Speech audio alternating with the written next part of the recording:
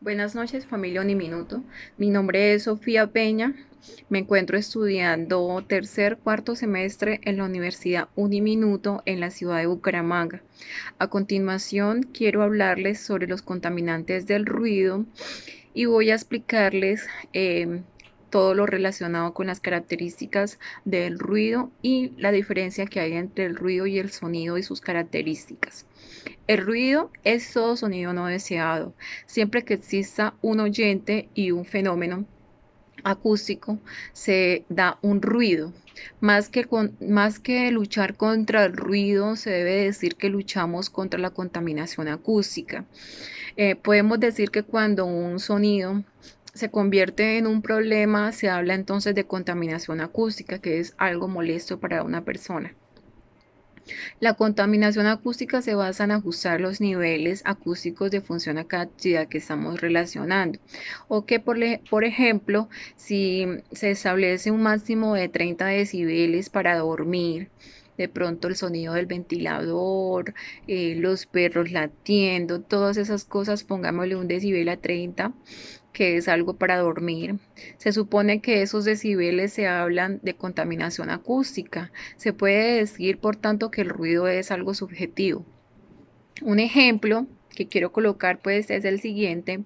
Yo estoy en casa escuchando una novena sinfónica de Beethoven, que es un sonido agradable para mí, y suena al momento el teléfono.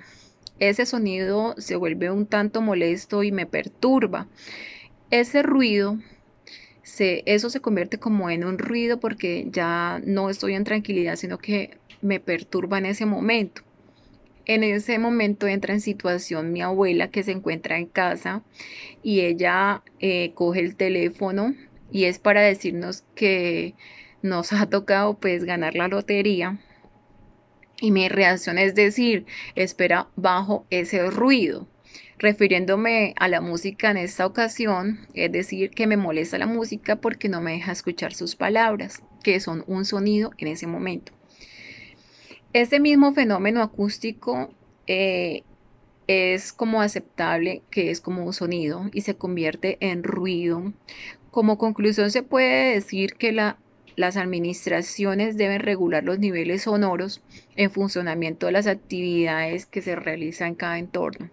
Por lo menos quise colocar también como una característica o un ejemplo el despegue de un avión, que más o menos es a 140 decibeles, la construcción de los edificios que utilizan martillos neumáticos, que utilizan martillos y todas esas cosas que generan ruido en la construcción de los edificios, de cuando trabajan en alguna organización construyendo. Entonces, más o menos son 125 decibeles que utilizan en la construcción de los edificios con todos los implementos que manejan a mano, pongámosle como los martillos neumáticos, que es el ejemplo que yo estoy colocando.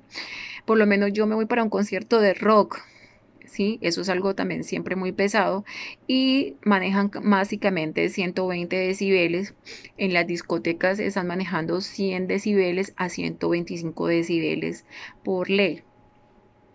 Por lo menos estamos en una casa utilizando la licuadora, una aspiradora, la batidora para hacer alguna torta, algunas galletas o algo así. Estamos utilizando decibeles a 90. Cuando yo voy para el trabajo, siempre uno está en algún lugar tranquilo y empiezan a pasar bastantes vehículos, entonces se convierte en algo como un tráfico y empiezan los carros a pitar, todos los sonidos de los vehículos que se encuentran en ese momento en ese tráfico están produciendo más o menos 80 decibeles.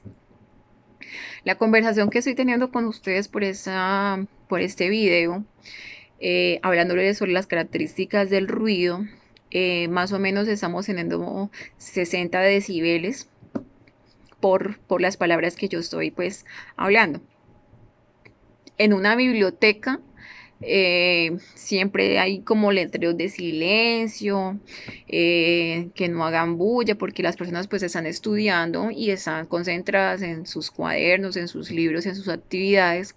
De igualmente en una oficina, algo que es muy tranquilo y debe ser muy tranquilo porque la persona pues está trabajando en ese momento, tiene que estar concentrada en sus actividades.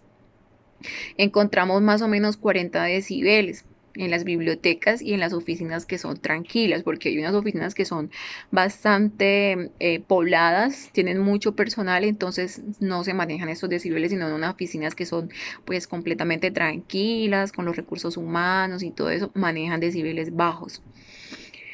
En este momento estamos hablando como el ruido, como ese fenómeno que es algo acústico, que es algo molesto y entendemos por tanto como ruido algo ambiental, como el sonido exterior no deseado y nocivo generado por las actividades humanas, incluido el ruido emitido por los medios de transporte, por el tráfico rodado, ferroviario y aéreo.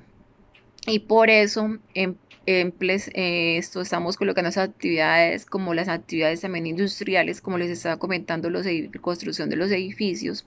Así lo establece el decreto 1367 del 2007 del 19 de octubre, por el cual se desarrolla la ley 37 del 2003, el 17 de noviembre. El ruido en lo referente a sonificación acústica son objetivos de calidad y emisiones acústicas. ¿Qué formas tenemos nosotros como profesionales en atacar el problema del ruido? Tenemos unas medidas que se llaman medidas preventivas y medidas correctivas. En las medidas preventivas, la evaluación ambiental es fundamental, los métodos predictivos y los programas informáticos. En las medidas correctivas se pueden hacer denuncias, ¿sí? Por lo menos estamos en una casa y hay mucho sonido, hay mucho ruido, hay niños durmiendo, hay personas que ya están descansando para el otro día trabajar y hay mucho ruido, podemos hacer denuncias, que eso trae multas también. Podemos hacer métodos basados en la medición, ¿sí? Y el código técnico de identificación. Son medidas correctivas. Los métodos de medición del ruido vienen determinados por tipos de ruido a medir, estacionario o no estacionario, su naturaleza y situación de la fuente sonora. Objetivos de la medición de las medidas, disponibilidad para tomar las medidas y su posterior análisis, tiempo que se dispone para el estudio y las mediciones. Eso es en los métodos de medición del ruido.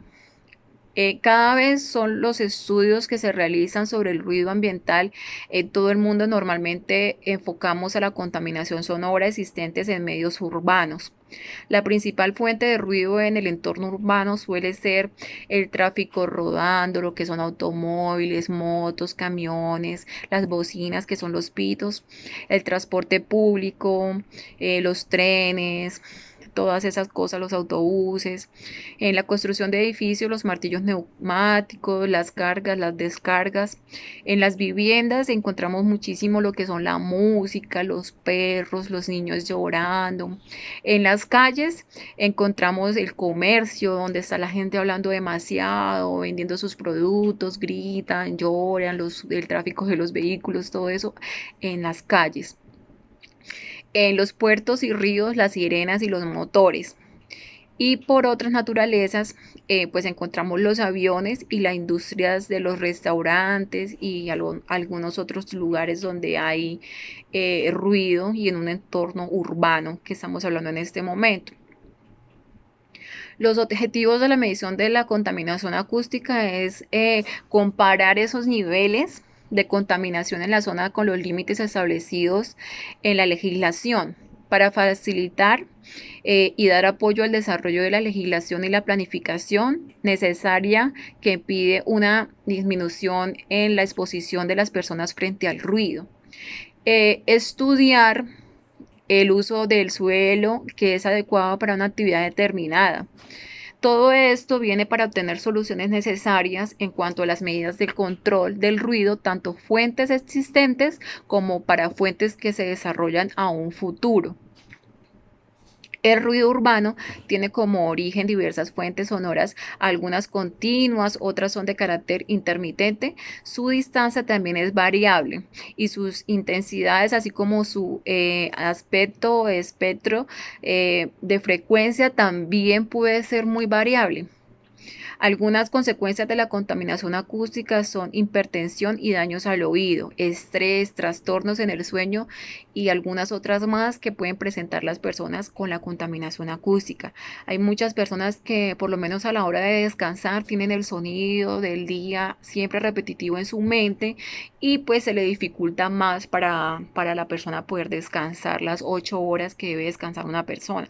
Entonces, nosotros como profesionales debemos estar siempre atentos a que la persona cumpla con la normatividad de la empresa y que también la persona tenga un descanso continuo de 8 horas donde pueda reposar su mente, su cuerpo y esté activo, atento a sus actividades diarias. Muchas gracias a ustedes. Recuerden, mi nombre es Sofía Peña y quiero darle muchas gracias por estar disponiéndose de su momento para escuchar este video sobre las características del ruido.